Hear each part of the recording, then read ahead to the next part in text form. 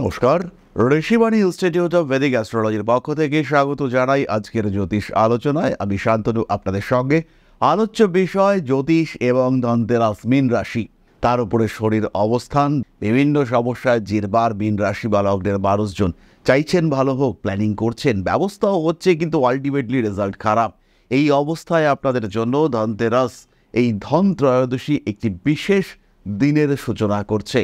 আপনার পঞ্চম ভাবে আপনার লগ্ন বা রাশির অধিপতি দেবগুরু বৃহস্পতি এই ধনতেরাসের দিন তুঙ্গ ক্ষেত্র প্রাপ্ত হচ্ছেন, অর্থাৎ বৃহস্পতি কর্কট রাশিতে প্রবেশ করছেন। মীন রাশির ওপরে বৃহস্পতির দৃষ্টি পড়বে। এই বৃহস্পতি সঞ্চারের ফলে যে রাশিগুলির মানুষ উপকৃত হবেন তার মধ্যে সবচেয়ে এগিয়ে আছেন মীন রাশি বা লগ্নের মানুষরা। মীনের জীবনে সৌভাগ্যের চাবিকাঠি খুলতে চলেছে। অবশ্যই সেটা নির্ভর করবে আপনার দশা এবং ব্যক্তিগত গ্রহ অবস্থানের উপর, কিন্তু তা হলেও সাপোর্ট অফ ইউনিভার্স এটা কিন্তু আপনি অবশ্যই পাবেন এবং পুরোপুরি পাবেন।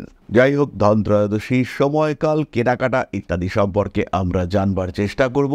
তার সঙ্গে সঙ্গে কি মন্ত্রে পুজো করবেন এবং কি সেই বিশেষ টোটকা যা আপনাকে কিছুটা সাপোর্ট দিতে পারবে সেটাও আমরা জানব। তাহলে প্রথমেই আমরা জেনে নেব ধনতেরাসের তিথি, পুজোর সময় এবং প্রদোষকাল। 2025 সালে ধনতেরাসের পুণ্যতিথি শুরু হচ্ছে 18ই অক্টোবর দুপুর 1:19 থেকে।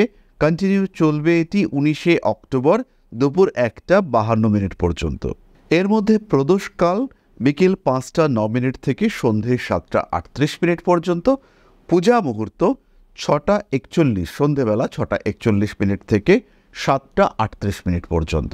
তাহলে এবার আমরা জানব ধনতেরাসের মহিমা, তিথির তাৎপর্য। প্রাচীন চিকিৎসক ধন্বন্তরী তার নাম অনুসারে এই নাম ধনতেরাস।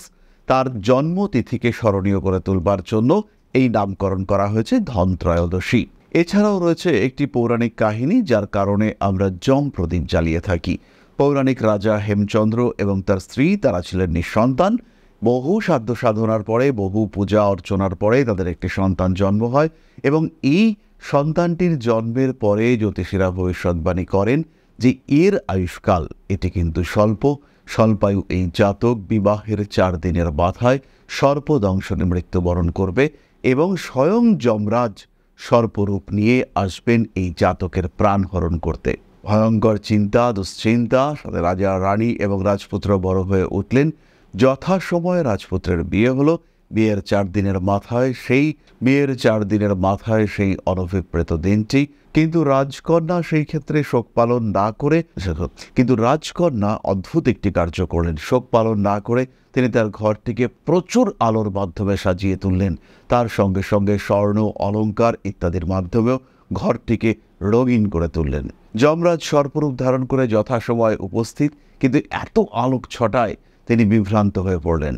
তিনি তার উদ্দিষ্ট কর্ম সাধনে ব্যর্থ হলেন। প্রাণ বাঁচল রাজপুত্রের। যমরাজ আশীর্বাদ করলেন দীর্ঘায়ু হওয়ার জন্য।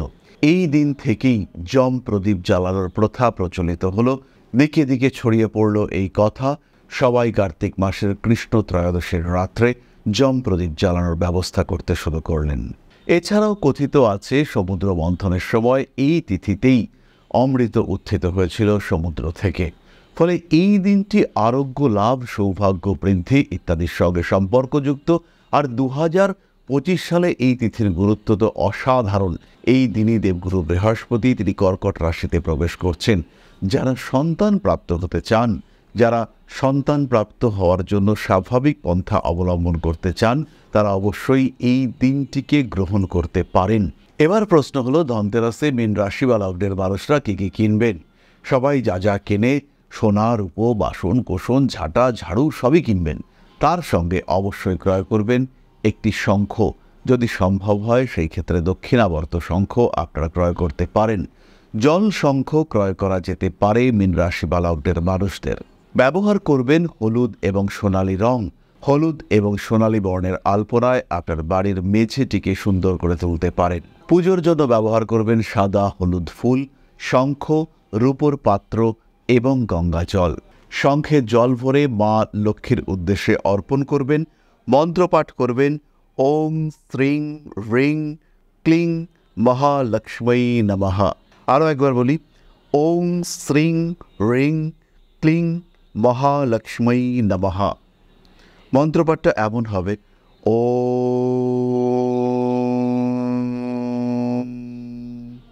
শ্রীম হ্রিম ক্লিম মহালক্ষ্মী নমঃ। মীন রাশির মানুষদের জন্য সহজ সরল একটি টোটকা। দুটি পরিষ্কার সুন্দর হরিতকি বেদানার রসে সিক্ত করে শুকিয়ে নিতে হবে। এটা দিনের বেলায় করতে হবে। প্রদোষকালে, ধনতেরাসের দিন প্রদোষকালে নিজের মনের ইচ্ছে ব্যক্ত করে ওই হরিতকি দুটিকে জলে নিক্ষেপ করতে হবে। সহজ সরল এই টোটকাটি এই দিনের কার্যকারিতাকে বাড়িয়ে তুলবে এবং আপনার জীবনযাত্রাকে আরেকটু সমৃদ্ধ অবশ্যই করে তুলবে। এই দিন আরও একটি জটিল টোটকা করা যেতে পারে।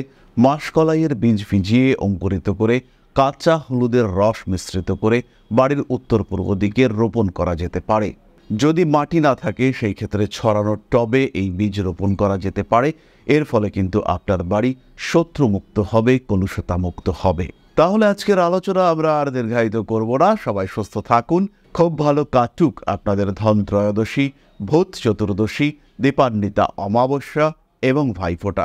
সবার সমৃদ্ধি কামনা করে আজকের আলোচনা এখানেই শেষ করব। জয় মা আদিশক্তি। নমস্কার।